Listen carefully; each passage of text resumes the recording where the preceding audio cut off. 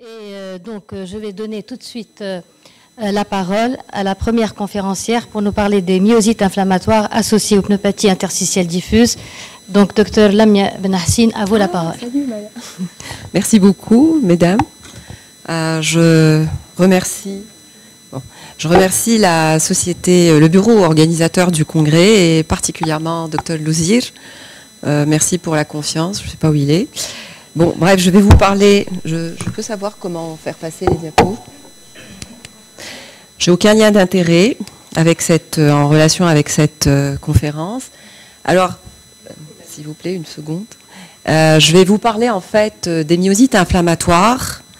Et d'abord, je vais vous situer. Excusez-moi, j'ai un problème avec. Excusez-moi. Je vais d'abord vous parler, donc vous introduire la notion de myosite inflammatoire et la notion de classification. Je vais un peu planter le décor. Et puis je vous parlerai de la prévalence. Je vous parlerai aussi de ce qu'on fait en fait comme bilan à la recherche d'une myosite inflammatoire devant une PID. Je m'attarderai un peu sur le syndrome des antisynthétases et celui des dermatomyosites associés au MDA5, et puis je vous parlerai du traitement avant de conclure. Alors en fait, la classification des myopathies inflammatoires, c'est un gros problème et c'est vraiment pas, il ne s'agit pas de subtilité sémantique, c'est vraiment quelque chose qui est très très important parce que finalement c'est ce qui va permettre de mettre les patients dans des groupes homogènes et donc de permettre de faire des essais thérapeutiques et donc d'améliorer le pronostic de ces patients. Et quand on voit les premières classifications, la première vraie définition des myosites ou des polymyosites, dermatomyosites, elle date déjà de 1975. Elle a été faite par Peter et Bohan et elle demeure vraiment d'actualité. C'est la classification qu'on avait nous tous quasiment appris à la fac. Et ils ont défini les polymyosites par l'existence d'un déficit musculaire de type myogène, c'est-à-dire habituellement proximal, bilatéral, symétrique, associé à une élévation des enzymes musculaires, plus un tracé très particulier sur le MG, le tracé myositique, plus l'existence d'anomalies histologiques évocatrices, c'est-à-dire la présence de nécrose, de régénération, éventuellement d'inflammation. Et lorsqu'il s'y associait en plus des signes cutanés plutôt typiques, l'érythème héliotrope, de l'érythème sur les mains en général, les papules de Gautron, le signe de la manicure, on parlait de dermatomyosite. C'était relativement simple, mais on s'est rendu compte assez rapidement qu'en fait, les patients étaient très hétérogènes et que des patients qui avaient vraiment des myosites ne pouvaient pas entrer dans ce moule. Et du coup, il y a eu pléthore de classifications les 30 ou 40 dernières années. Et finalement, leur nombre, leur multiplicité reflète bien leur caractère incomplet, puisqu'aucune n'a vraiment fait l'unanimité. Mais ce qui a été remarquable, c'est 30 dernières années, peut-être ces 10 dernières années en particulier, c'est la découverte des anticorps associés aux myosites, c'est-à-dire aussi bien les anticorps spécifiques que ceux qui sont juste associés à ces myosites. Et ces anticorps ont vraiment bouleversé notre approche des myosites. Le concept a totalement changé parce qu'on s'est rendu compte que ces auto-anticorps sont associés en fait à des expressions phénotypiques particulières. Donc on s'est tout de suite rendu compte qu'il fallait peut-être qu'on en prenne compte pour justement reclasser les malades, ce qui permettrait d'avoir des groupes beaucoup plus homogènes qui partageraient non seulement une expression phénotypique particulière, mais aussi le pronostic, la physiopathologie et donc aussi des applications thérapeutiques évidentes. Et ce qui a aussi beaucoup amélioré les choses, c'est que ces anticorps, les 10 dernières années, se sont démocratisés puisqu'ils sont devenus accessibles avec la commercialisation des kits. Et les anticorps ont donc quitté les laboratoires pour venir finalement chez nous en pratique quotidienne. Si bien que la classification que je vous propose et qui est très pertinente, en particulier dans le contexte des myosites inflammatoires associés aux pneumopathies interstitielles diffuses, c'est une classification qui en fait nous propose de mettre les patients dans 4 grands sous-groupes. Le premier sous-groupe, c'est celui du haut, je vais suivre le sens des aiguilles d'une montre. D'abord celui des myosites de chevauchement, qui d'ailleurs inclut le syndrome des antisynthétases, et vous voyez qu'il y a beaucoup d'auto-anticorps dans ce sous-groupe. Ce sous-groupe, il est particulier parce qu'en fait, c'est celui qui justement inclut les patients qui ont ou pas d'ailleurs des manifestations musculaires, mais qui ont surtout des manifestations extramusculaires et peut-être extracutanées classiques, donc des manifestations qui sont empruntées à d'autres maladies, particulièrement à d'autres connectivites, mais pas que. Et puis on a les dermatomyosites, et les dermatomyosites c'est peut-être un sous-groupe qui au fond n'a pas beaucoup bougé depuis la classification de Peter et Bohan. Puis après on a les myosites nécrosantes auto-immunes, qui elles-mêmes sont associées à un certain nombre d'auto-anticorps. Et puis on a les myosites à inclusion, qui sont totalement à part en fait. Et les polymyosites, les polymyosites sont encore là, il y a encore des malades qui ne rentrent pas dans les 4 sous-groupes, et finalement, pour beaucoup d'auteurs, c'est finalement un cadre d'attente, c'est-à-dire que c'est un cadre qui va inclure des malades chez lesquels on n'a pas encore peut-être identifié les auto-anticorps spécifiques, et c'est peut-être un cadre qui va petit à petit disparaître à mesure que l'on va découvrir de nouveaux auto-anticorps. Et alors le poumon dans tout ça, en fait, l'atteinte par enchymatose pulmonaire se voit surtout dans les myosites de chevauchement, un peu aussi dans les dermatomyosites, particulièrement celles qui sont en relation avec l'anticorps ou le taux anticorps anti-MDA5, un tout petit peu dans les myosites nécrosantes auto-immunes, en particulier chez les malades qui ont des auto-anticorps anti-SRP et jamais avec les malades qui ont des auto-anticorps anti-HMG coenzyme réductase, et puis théoriquement, pas du tout dans les myosites à inclusion. Et donc vous, pneumo, vous êtes beaucoup plus concernés justement par ces 3 types de myosites et particulièrement par les myosites de chevauchement. Alors pour traduire en chiffres, on voit en fait que la fréquence de l'atteinte interstitielle par enchymatose au cours des myosites inflammatoires, elle est d'environ 30%. C'est ce que a révélé cette analyse de cohorte multicentrique et européenne. C'était quand même plus de 3000 patients. Mais je pense que ce n'étaient pas des patients qui ont été hyper bien classés, c'est-à-dire qu'il y a eu quand même probablement des défauts de classification. Et à l'intérieur, on voit bien que c'est surtout le syndrome des antisynthétases qui va donner une PID. C'est aussi les autres connectivites, donc les myosites associés aux autres connectivites, et puis également un peu les dermatomyosites. Et quand on regarde à l'intérieur justement de ces 3 sous-groupes, on voit en fait que lorsque on a une PID dans les dermatomyosites, habituellement elle est plutôt associée, presque uniquement associée aux anti-MDA5. Au niveau des antisynthétases, ce sont surtout les auto-anticorps non JO1 qui sont associés au PID. Et par rapport aux myosites de chevauchement, on a surtout les anti-RNP. Mais ça peut être assez discutable. Et en fait, ces 3 groupes, ça représente ce qu'on appelle les phénotypes prédictifs de PID. C'est-à-dire que, en fait, lorsque vous avez une PID, en général, ça va appartenir à l'un ou l'autre de ces sous-groupes. De même, quand on diagnostique, nous, l'un ou l'autre de ces sous-groupes, ça veut dire que notre patient a vraiment des risques très importants de développer une pneumopathie interstitielle diffuse, sachant que lorsque on a un patient qui a une myosite inflammatoire et qui développe une atteinte pulmonaire, eh bien c'est le poumon qui va conditionner le pronostic et c'est le poumon qui va conditionner le traitement et la suite de la prise en charge. Lorsque vous nous envoyez des patients en fait pour rechercher une myosite devant une PID, voilà ce que nous faisons. Eh bien, nous faisons, moi en tout cas interniste, je disais tout à l'heure que j'étais pas dans ma zone de confort parce que je suis la seule, je crois, avec Maya, j'étais très contente de l'avoir à être interniste. En fait, ce que nous faisons, c'est que nous faisons un très bon examen clinique et quelques examens complémentaires, mais en tout cas de façon vraiment orientée. Alors, les 3 principaux organes que nous examinons, c'est le muscle, évidemment, mais aussi la peau et les articulations. Les articulations, c'est très simple. On pose la question, est-ce qu'il y a arthralgie ou pas? Et puis on examine pour voir est-ce qu'il y a une arthrite ou éventuellement une synovite. C'est un tout petit peu plus compliqué pour la peau, même si c'est finalement uniquement de l'inspection. Alors c'est plus compliqué parce que il y a des signes qui sont typiques que j'ai mis ici. Il y a l'érythrédème périorbitaire. J'ai fait exprès de choisir une patiente qui est plutôt foncée parce que c'est plus difficile en fait à mettre en évidence sur des peaux qui sont hyperpigmentées. Il y a le signe de la manicure, qui est cet érythème au niveau de la sertissure des ongles. Il y a l'érythème en bande, au niveau avec des plaques érythémateuses en regard des articulations. Il y a les papules de Gautron, qui sont cette fois-ci des papules érythémateuses, un peu kératosiques, également en regard des articulations, en particulier les MCP. Il y a le signe de Holster, qui est un érythème au niveau de la face latérale de la cuisse. Il y a le signe du châle, qui est un érythème qui siège au niveau de la nuque et au niveau des faces latérales du cou. Et puis il y a le signe du V, qui est un érythème au niveau du décolleté. On n'a pas beaucoup de mérite à trouver ces signes-là. C'est vraiment des signes typiques de dermatomyosite.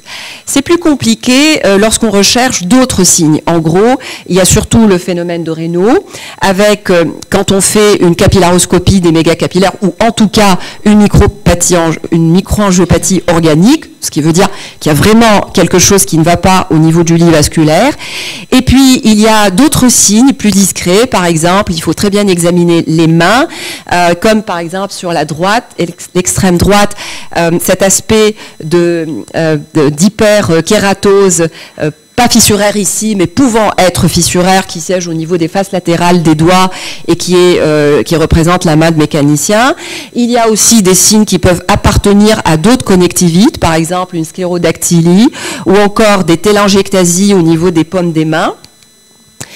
Et puis, il y a des signes encore plus atypiques, tels qu'un aspect poikilodermique, par exemple, ou simplement des troubles de la pigmentation, l'érythème psoriasiforme qui peut siéger n'importe où, encore une fois, des aspects de vasculopathie. Bref, mon message, en fait, est que finalement, il ne faut pas s'attendre forcément à trouver des signes typiques avec le rash héliotrope, le signe de la manicure, etc. chez ces patients, mais il faut vraiment prêter attention à n'importe quel signe cutané. Et après, ça va être une concertation évidemment avec les dermatos. Et c'est pas forcément nous, en fait, qui allons vraiment poser le diagnostic, mais en tout cas, il faut absolument que ça nous interpelle. Alors les signes musculaires, on va chercher une faiblesse musculaire forcément, on va doser les enzymes musculaires, mais habituellement c'est vous qui les dosez, vous nous les envoyez avec les enzymes musculaires. Nous, en général, on demande un EMG à la recherche de ce tracé myogène. Et puis, si vraiment on pense très fort qu'il s'agit d'une myosite, mais qu'on n'arrive pas à trouver suffisamment d'arguments, on peut compléter par une IRM musculaire, corps entier, qui peut montrer des hypersignaux qui témoignent en fait de l'existence de zones édémateuses ou de zones de nécrose et d'inflammation. Et éventuellement, on peut compléter par la biopsie musculaire.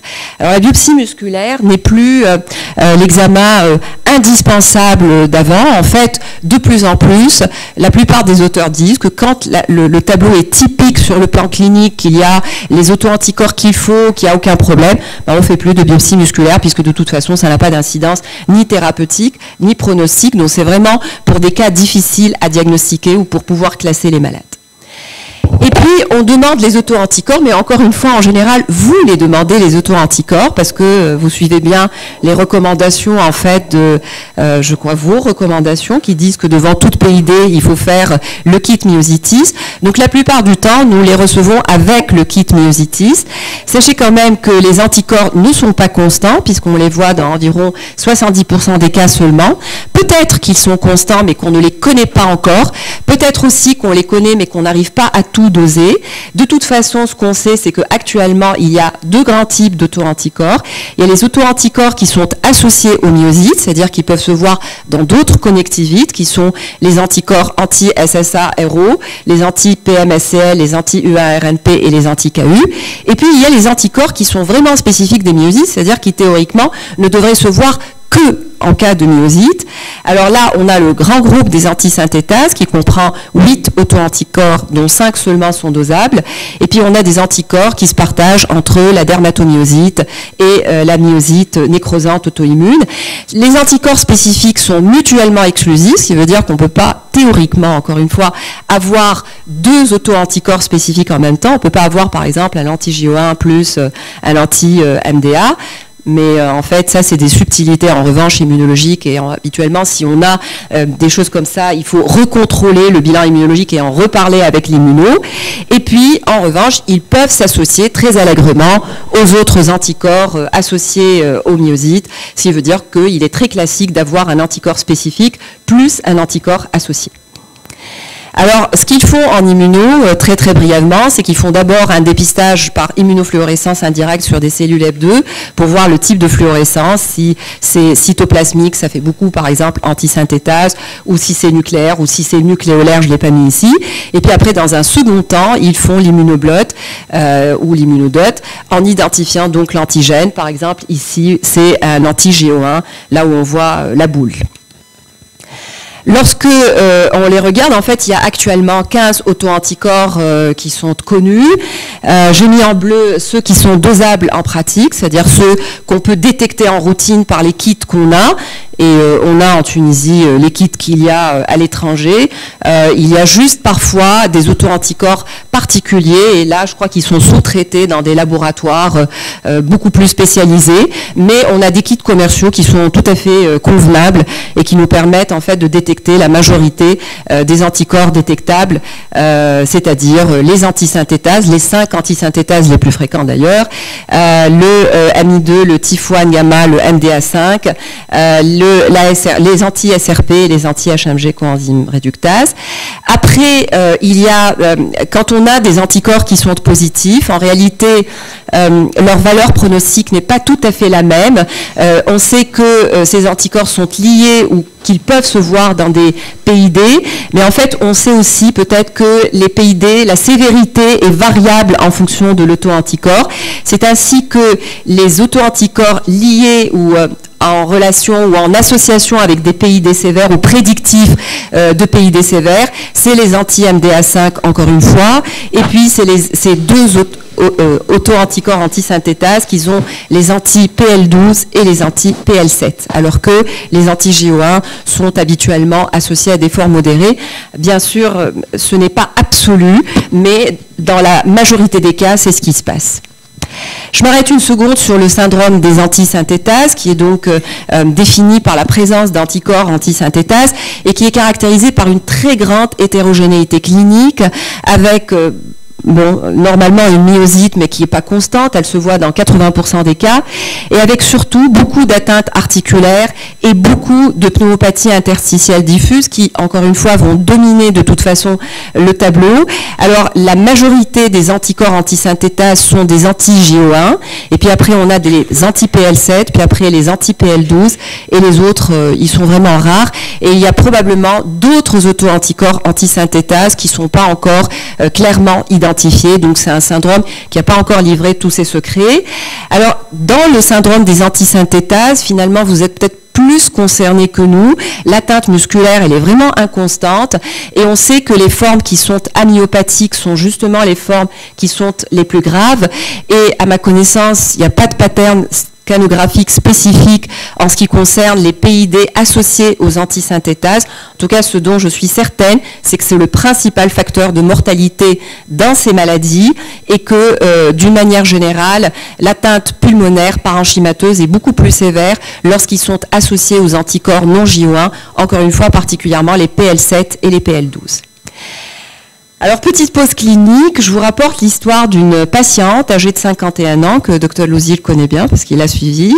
Elle a des antécédents de diabète et d'HTA, et puis son histoire a commencé en mai-juin parce que ça a été progressif. Ça a commencé en même temps, je pense, par une dyspnée, une toux sèche.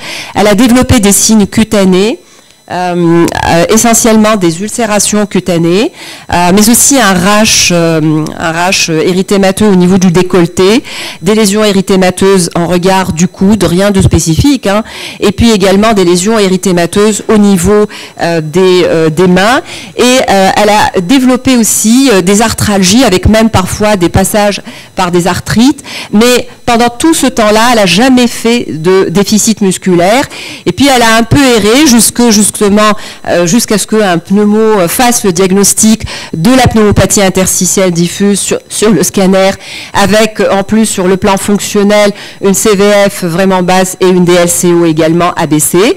Et c'est les pneumos en fait qui ont demandé le bilan immunologique qui est revenu positif à anti-MDA5 avec en plus des anti-RO52 positifs, et c'est donc une dermatomyosite à anti-MDA5 et elle a nécessité un traitement assez agressif.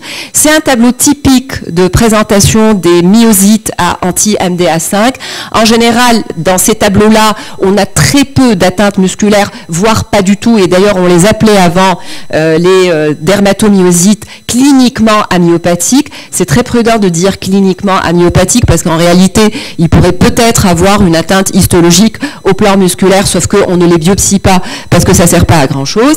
Alors, ils ont des signes cutanés qui peuvent être typiques, mais qui peuvent aussi être atypiques, et c'est là toute la difficulté, avec notamment les ulcérations. Et ils ont une atteinte pulmonaire dans 50 à 100% des cas, une atteinte qui est souvent inaugurale, qui est souvent prédominante par rapport au reste des manifestations cliniques, qui est souvent rapidement progressive. Hein, c'est ce type de patient qu'on peut voir en réanimation, en fait. Et puis, on sait que le pronostic, il est mauvais, bien sûr, en cas d'atteinte rapidement progressive, surtout s'il y a une association aux anti-RO52, comme c'était le cas pour cette patiente. Et ça justifie, pour la plupart des auteurs, un traitement agressif, c'est-à-dire finalement un traitement de sauvetage avec ce qu'on appelle les triples thérapies, c'est-à-dire l'association de plusieurs immunosuppresseurs en même temps.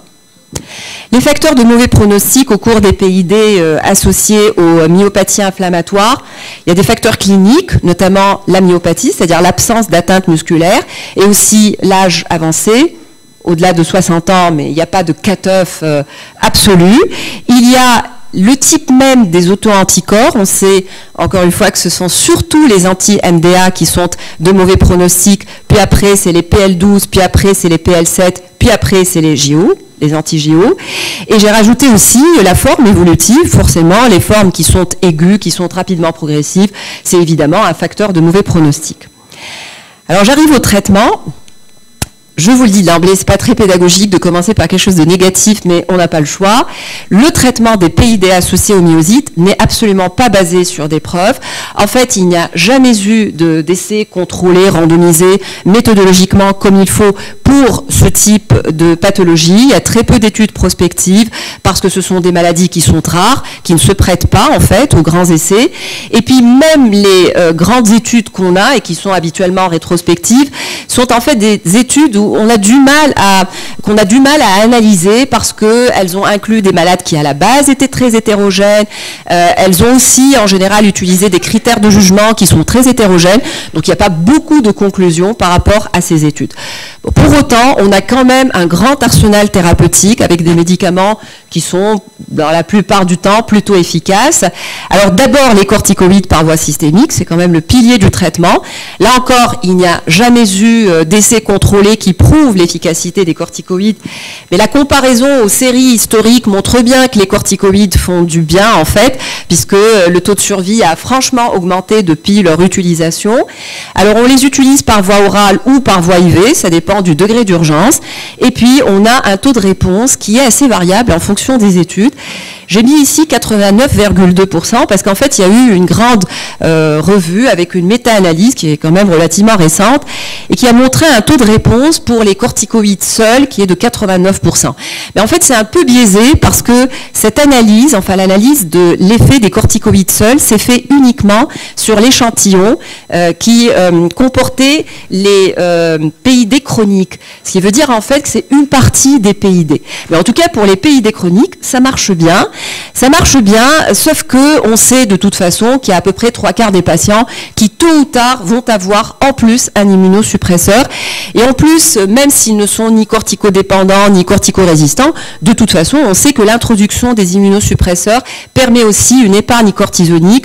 Or, ce sont des patients qui vont recevoir beaucoup de corticoïdes et peut-être pendant longtemps. Et donc, le problème des immunosuppresseurs se pose. Et la vraie question qui se pose régulièrement pour nous, c'est quand est-ce qu'il faut introduire l'immunosuppresseur?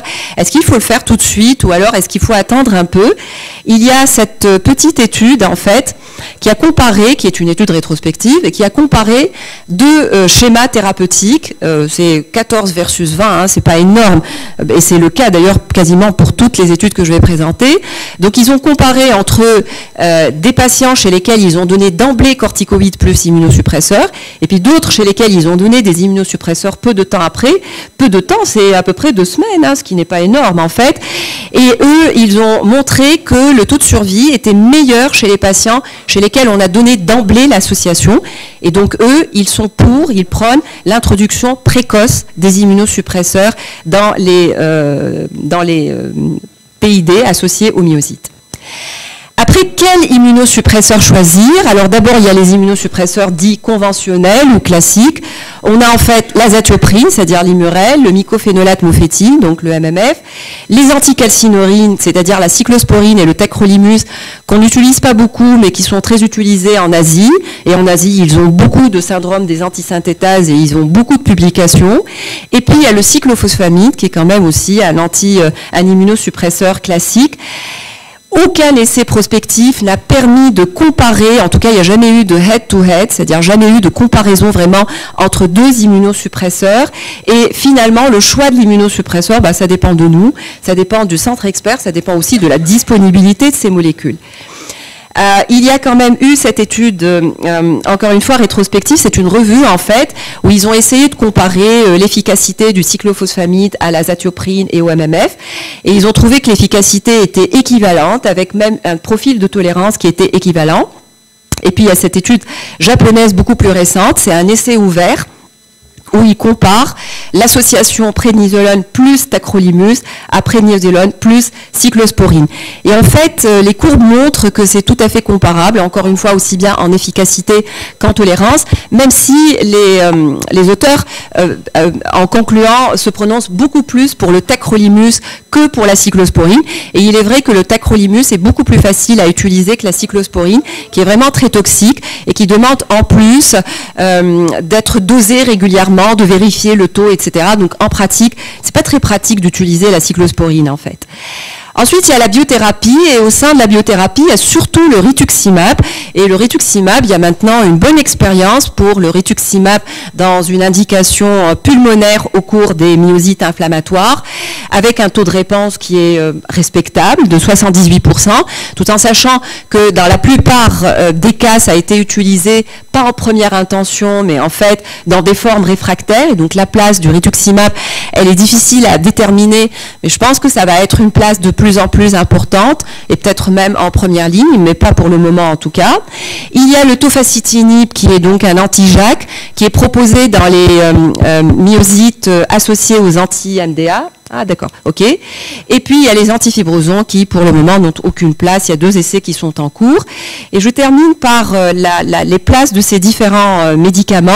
En fait, il n'y a pas beaucoup de recommandations, il y a des recommandations britanniques qui nous disent en fait que pour les formes rapidement progressives, il faut induire par... Vous voulez que j'arrête ?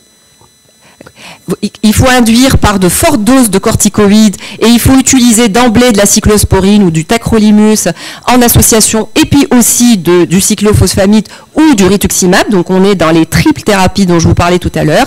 Alors que dans les formes chroniques, on peut utiliser les corticoïdes tout seuls, voire en association avec les immunosuppresseurs, mais les immunosuppresseurs conventionnels, et qu'en cas d'échec ou de résistance, on réservera donc le rituximab et le cyclophosphamide pour ces situations-là. Je passe.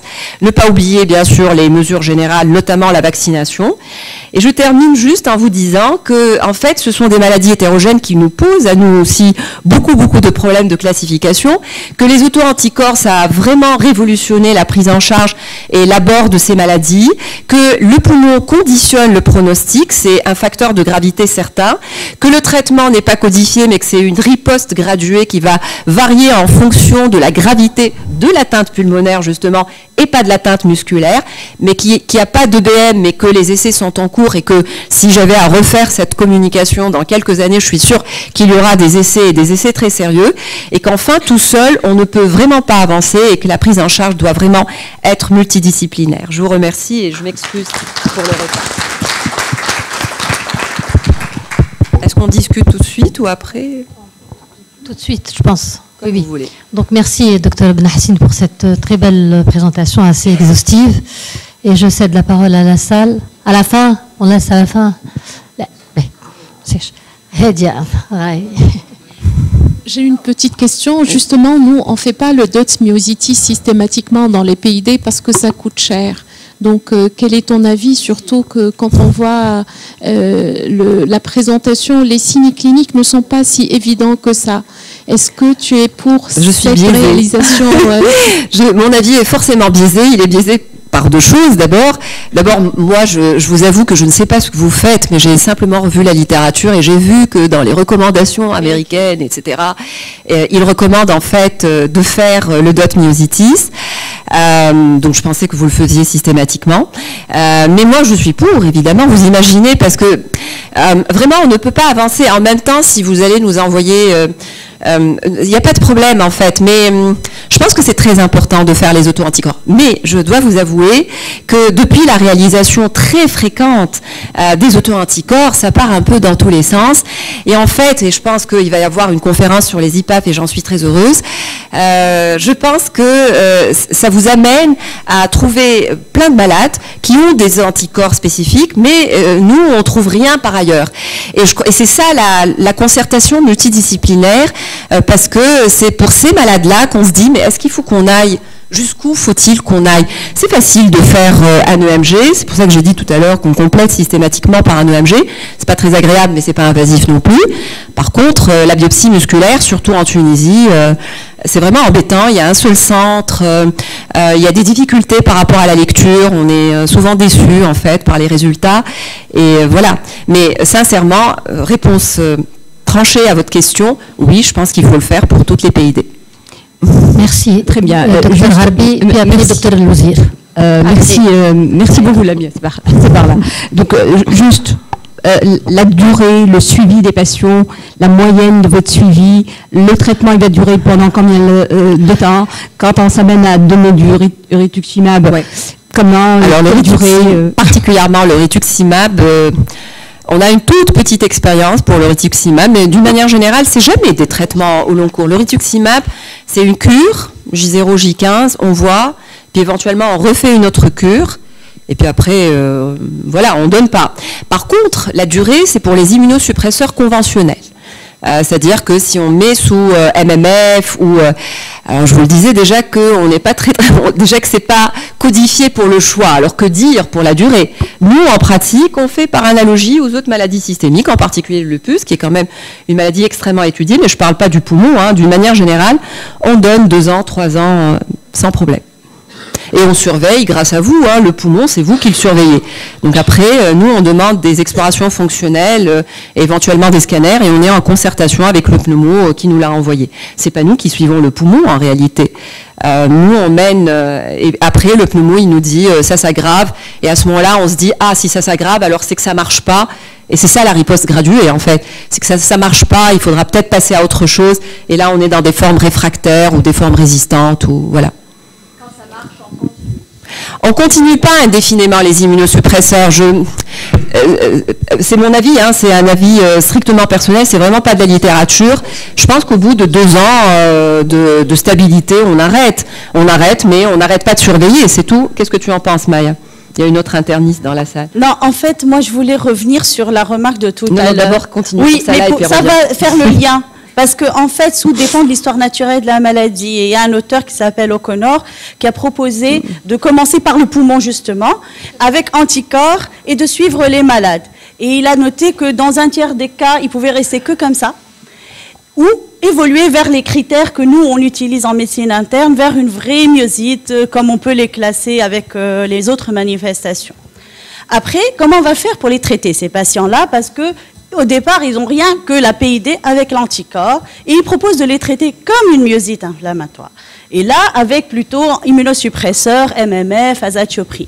Et ensuite, hop, ils switchent à 1 an. Si les critères sont remplis, il va passer en myosite inflammatoire classique et tout. Sinon, on va rester dans les... Mais même s'il passe, excuse-moi, les critères de O'Connor sont relativement discutables. Oui, oui, ils sont discutables, mais extrêmement larges. Oui, ils sont très très larges. Ils sont tellement larges qu'ils n'ont plus de sens, en fait. Mais les auteurs ont pris une série de plus de... pour voir si ça marchait en thérapeutique, je veux dire là. Et ça permet de traiter les malades. Et ça, c'est sur 2-3 ans. Non, c'est pas codifié, bien sûr, parce que les myosites inflammatoires, à part 2017, l'ACR n'a pas mis à jour ses recommandations. Et même les recommandations dont je fais exprès de ne pas parler, et même les critères de l'ACR de 2017, ils ont énormément déçus parce que finalement, ils n'ont rien ramené de plus. Ils ont même enlevé les myosites nécrosantes. On se retrouve finalement avec des critères mis à jour de Peter et Bourg. Donc, du coup, ils n'ont pas pris en considération les auto-anticorps, etc. Je suis d'accord, on va mettre 2, 3 ans, mais il faut accepter à un moment de se retrouver avec des séquelles. C'est-à-dire que c'est pas parce qu'il a toujours des lésions qu'elles sont toujours actives. Donc, voilà. Oui, 2-3 ans, c'est grand max. Juste un petit éclaircissement par rapport au bilan systématique. Je pense qu'il faut mettre les choses dans leur contexte. Systématique, on veut bien dire que c'est une pneumopathie interstitielle diffuse dans un contexte idiopathique. On a été clinicien, on a bien vu, examiné et tout ça. On est dans un contexte vraiment idiopathique. Ça n'évoque rien. Là, les Français recommandent, les recommandations francophones, 4 anticorps à faire de manière systématique. C'est le facteur rhumatoïde, l'anti-CCP, les ANK, et facteur rhumatoïde, les anticorps et l'antinucléaire, facteur rhumatoïde, antinucléaire. Donc là, les Américains vont plus, ils ne recommandent pas les ANCA, ils recommandent le facteur rhumatoïde, l'anticorps antinucléaire et l'antimyositis de manière systématique. Bon. Donc ça, c'est dans le cadre systématique. Maintenant, à chacun, par la suite, chaque clinicien, dans son flair, dans son approche, il a senti que le malade il a une petite faiblesse ou un petit signe dont il n'a pas la certitude ou un contrôle. Donc le reste, d'ailleurs, quand on confie le patient après à l'interniste, souvent il va vers l'escalade, même dans les anticorps, parce que bon, il va vers les biopsies, des grandes... donc là, on comprend chacun. Mais juste par rapport aux recommandations de manière systématique, c'est pour ne pas passer à côté de formes qui sont les plus fréquentes à avoir des atteintes et parfois qui précèdent la clinique, notamment dans la PPR, etc. Merci. Voilà. Merci beaucoup pour cette excellente présentation. Ma question, en fait, donc, vous avez bien compris que nous, les pneumologues, devant une PID, on demande systématiquement un bilan immunologique. Maintenant, je voulais savoir, de votre côté, interniste, vous avez une myosite inflammatoire. Évidemment. Donc, est-ce que un scanner est demandé systématiquement ou pas initialement? Et après, est-ce que, au cours du suivi, même si le scanner initialement est normal, en fait, sans atteinte interstitielle pulmonaire, est-ce qu'il y a des recommandations de suivi à la recherche de cette atteinte pulmonaire au cours des myosites inflammatoires? Nous recherchons systématiquement l'atteinte pulmonaire, systématiquement, c'est clair. En tout cas, ça a toujours été le cas, même avant, hein. Même si ce n'est pas des recommandations fermes à ma connaissance, hein, mais c'est systématique. Quand on a un premier scanner qui est normal et quand on a un patient qui est complètement asymptomatique, qui demeure asymptomatique, la vérité est qu'on fait surtout des explorations fonctionnelles. Et personnellement, je ne refais pas de scanner si tout va bien. Pourquoi? S'il guérit, s'il n'a plus aucun signe d'activité, s'il développe rien du tout, sincèrement, moi je fais pas. Moi je refais pas de scanner. D'accord. Et c'est les recommandations qui le disent ou bien c'est votre expérience personnelle? Non, c'est une expérience strictement personnelle. Des PID sans manifestation, c'est strictement personnel. Ce ne sont pas des recommandations. Il n'y a pas de recommandations. Pas au niveau de la médecine interne. Hein. Peut-être qu'il y en a au niveau de la radio. Je vois Sausen qui veut. Mais pas.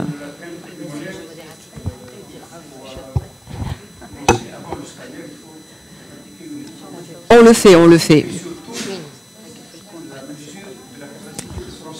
le fait systématiquement, bien sûr, avant le scanner d'ailleurs. Et on surveille avec ça. Bon, docteur Mal, si vous voulez après. Un petit commentaire sur l'aspect, la présentation scannographique, parce que donc à côté des PID classiques, on a des formes alvéolaires, du verre dépoli, notamment dans le MDA5. Là, donc quelles sont les proportions? Vous avez regardé un peu? C'est une colle. Ouais. Non, en fait, quand on lit nos articles, ils nous disent tout le temps que, je crois qu'il y a plus de pneumonie organisée dans les anti-MDA. Non, les PINS, c'est dans les antisynthétases, à ma connaissance. Après, sincèrement, c'est pas mon domaine d'expertise du tout. Bien, docteur Hantous, peut-être. Peut-être.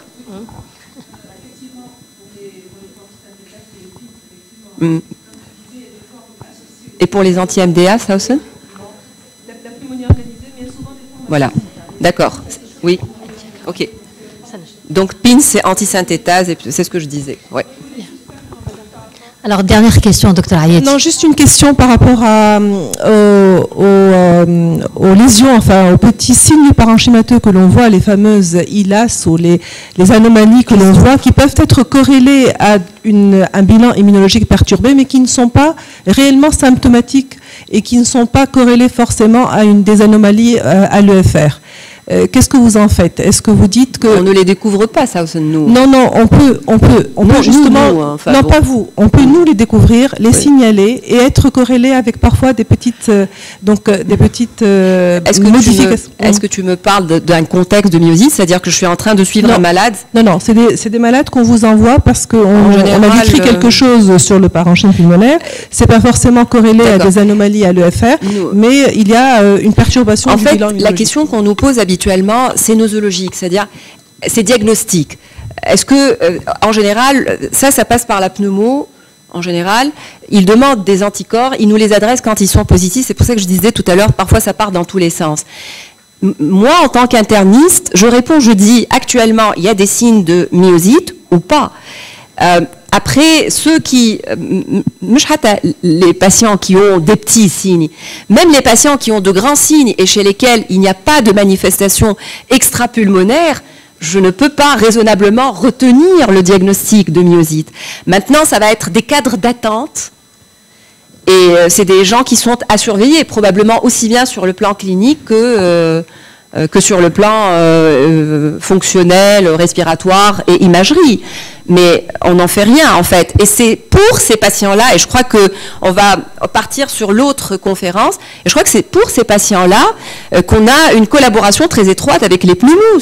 C'est le poumon qui est atteint, et pour moi, c'est pas une myosite. Mais ça pourrait l'être. Mais pour le moment, je ne peux pas retenir de diagnostic. Donc, pour les PID associés aux myosites inflammatoires, elles se caractérisent par différents patterns histopathologiques, justement, et l'analyse du scanner au cours de l'RCP permet de prédire le type histopathologique, sachant qu'il y a une bonne corrélation radio-histologique et que la biopsie pulmonaire chirurgicale, en principe, n'est pas indiquée dans ces cas de figure. Donc, dans la grande majorité des cas, c'est des PINS, environ 40% des cas, et puis on a les pneumonies organisées, il y a les formes mixtes, 20% des cas, pneumonie organisée avec PINS, pneumonie organisée avec UIP, plus rarement on a l'UIP, et dans les formes aiguës, il y a les dommages alvéolaires diffus.